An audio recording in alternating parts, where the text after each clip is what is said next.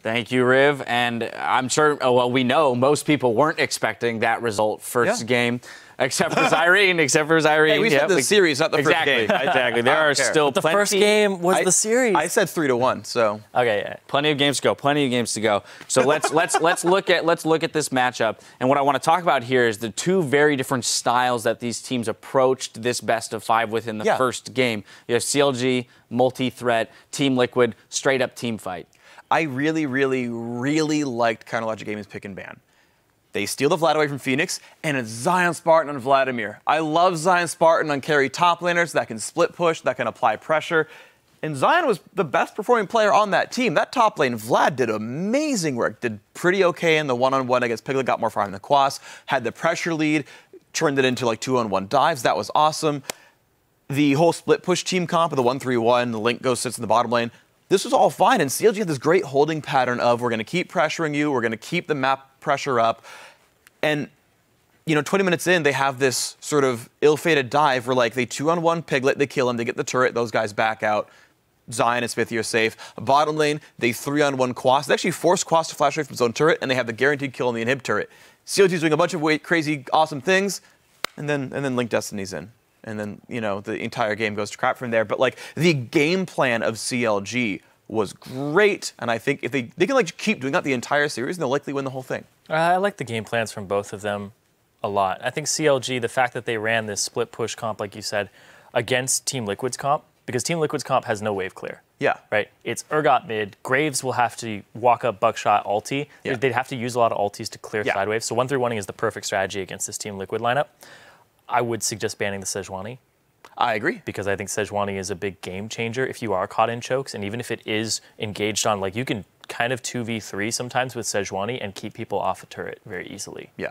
Well, yeah, your high-fat junglers are scary. And that's the thing, the Sejuani proved to be a huge issue when it came to those team fights that Liquid was able to engage, which CLG was trying desperately to avoid. Obviously, we saw that after those unfortunate misplays, and that's what I want to touch on first, as you said, Freak, is CLG had this fantastic game plan. Everything was going well. They played out the early game fairly well, have the lead, they have the map pressure, and then they make a couple individual misplays, and if we're going to look at one person in particular, Link, probably. He was our question mark at the beginning of the day, isn't necessarily performing up to the standards we would expect, and it puts them on the back foot. They lose all the pressure they have on the map and allow Team Liquid to make aggressive plays as in their jungle. Yeah, I mean, if we're talking about punctuation, Link went from a question mark to a colon open parentheses, which is a sad face for the emoticon people out there.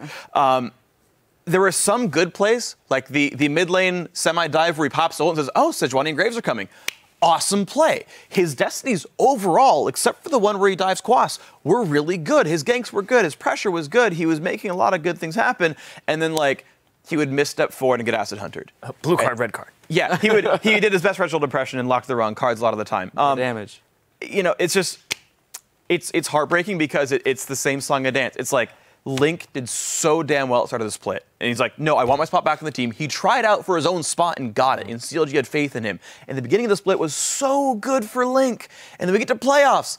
And Link can't lock gold cards anymore. And it's like heartbreaking. And I don't even know what CLG fans feel like, but it must be 10 times what I'm feeling here. Because it was so exciting watching CLG play this well finally again. I do kind of want to swap over from CLG's performer there to a performer on Liquid with Piglet. Yeah. Piglet stepped up this game. And Team Liquid as a whole were funneling resources into him, sideway farm. He wasn't even getting like a big CS advantage over Doublelift. It was the experience advantage, the fact that he got solo lane experience. He got to take jungle camps when they were up.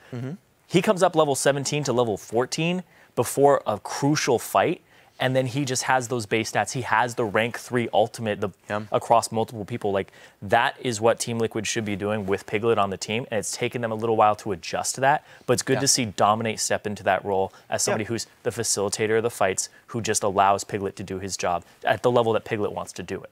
I want to jump into our replay because we're talking about kind of the breakdown of CLG and Team Liquid's ability to put Piglet in a spot to carry and roll through the enemy team. We're going to go late into the game. This is post-Baron for Team Liquid in CLG's jungle. And here, Freak, I feel like CLG was a bit stubborn in trying to control their own jungle when they're on the back foot. Right, so this is the moment that, like, CLG is trying to avoid the entire game. It's like, okay, you have a split push, we have a split push comp, you have a team fight comp, CLG for the first 25 minutes, split them up the entire time. And then once Team Liquid gets that leg back in, they say, great, let's force team fights. We have Baron, we have map pressure. So let's pull the clip up. You can see what happens when a team fight does actually happen. Whether they've got Baron buff or not, let's just roll the clip out, and you're going to see that it's just very hard for CLG to actually win this kind of a fight. Smithy's out of items at this point. He's least in. He buys a QSS. He actually gets rid of his own, the swap on him and everything else. But there's just no real team fight powers. Okay, they stun up. They try to lock down Urgot. Well, guess what? Urgot's tanky, and your only damage source is Lucian. All right, well, Urgot's going to get out. Okay, well, how about we kill Sejuani? Well, you can try, but again, Lucian's only damage output, and Sejuani's going to get out. And then Vladimir joins the fight, and he tries to do a little bit of something, but now Xpecial's in the front line, and they can't get through Xpecial. They got Burst, Piglet takes down Doublelift, and the big tanky Alistar. Just Team Liquid have a bunch of beef. There's not enough consistent damage. It was unfortunate Zion Spartan couldn't quite get the right targets hit here. And obviously, CDR build, Twisted Fate's not going to do a whole bunch either, and just a team fighty, tanky comp, can't get surprised very easily because who are you going to burst? No one. And then you just get to roll over them with stats. And, CLG tried so long to get away from that, but once they slipped up and they gave away Baron, they couldn't avoid it anymore. And what I would have liked to have seen there was for CLG to concede their jungle for the duration of that Baron buff. Say, all right, we screwed up in that bot dive. We gave you a lot of gold and pressure back. We'll concede our own jungle until your Baron buff rolls out. And then we'll go back to creating pressure in the side lanes with the TF and the Vladimir. And just avoid fights and reestablish that gold lead and just start, powering up again. It's a tricky situation because Team Liquid have been taking a lot of turrets down. And they're getting gold. But they haven't all shopped yet. So, CLG's up here in gold to Team Liquid, and it climbs up, but they haven't bought items yet. So in terms of inventory status, they're still kind of like this, and CLG's like, look, if we keep letting them take control of the map, this goes this way, and then we can never fight. And there's no way we get control back, and CLG takes a calculated risk to say, look, we're not good at team fighting. They're obviously better at it. But if we're ever going to win a fight, it's basically now. Didn't work, obviously, and you could even argue that it was wrong to even try in the first place and not just play an entirely different style.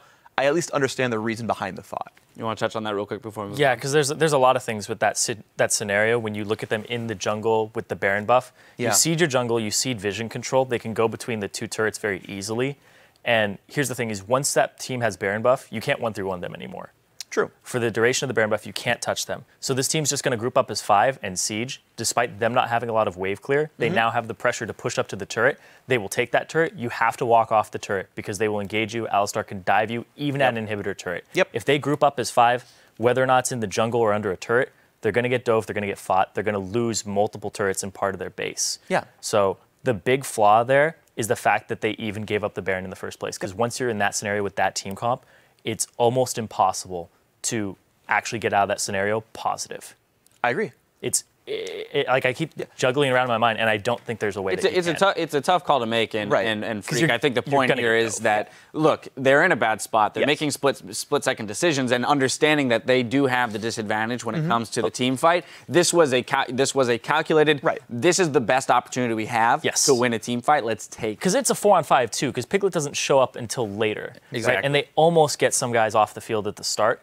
And on top of all that, you're fighting them in the jungle, not around their Baron buffed up minions. I want to jump to our final point here, and you mentioned Piglet. Let's go back to our AD carry matchup. We heard them both say, we heard Piglet say, winner of the first game is going to take the series. That's got to be a huge boost in confidence for that team, and Piglet as well, as he wasn't very happy with his own performance coming in to today, pulling up that 6-3-7 in that game. Do you think that this is a matchup that can sway back both ways? Well, here's the thing is you look at those stats and CS differential at 10, 20, all these things, CS at 10, Doublelift seems to be superior, but the fact that Team Liquid was giving Piglet more experience was the crucial part of that matchup. And so if CLG want to match that, they have to funnel into Doublelift at the same time. Yeah, Piglet was in a 1-on-1 lane, Doublelift's in a 2-on-2, so XP just is different. Also, you're the AD carry of a winning team. Your KDA is higher. Who's surprised by this at all? Doublelift wasn't part of the CLG strategy. And we talked about it in the pregame, right? CLG is about Link and Zion Spartan going and doing cool things now. And okay, they missed that, then, the game slipped away. But Doublelift is clearly still a contender here. If we get to see them match in lane, I do want to see that 2-on-2. That being said, I do have to say, early game, although there was a CS advantage for Doublelift, it was 0-1-2 to 2-0-0 in terms of kills. So Piglet, yes, taking a bit of a hit in the CS, but getting that experience advantage. He roamed. And he was picking up the kills. He was getting those roams. There was a great roam mid. Unfortunately, Link was able to pop the Destiny and avoid it, which was a great play by him. But all in all, I do think that Piglet played that game very well. We'll see if he can, roll that into the next game. Now, Team Liquid have gotten series first blood, but we'll see if Counter Logic Gaming is able to come back in our next game when we come back after the break.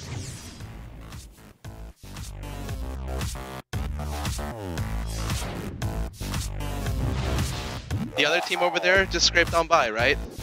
We spent the entire regular season. Maybe we fell short at the very end, right? But it doesn't take away from our hard work. The fact that you guys played a hell of a season. But they might use it here onto Link. There it is. He gets the flash lockdown position reverser. They're going to eat up Link. The culling is going to pretty much miss 99%, but he's still hitting the autos. Still on the back line. And that was a huge equalizer from Quas. And they get double. They would love to dive, Jet, and they do get the AD carry, the highest priority target that you want. Doublelift goes down. TF.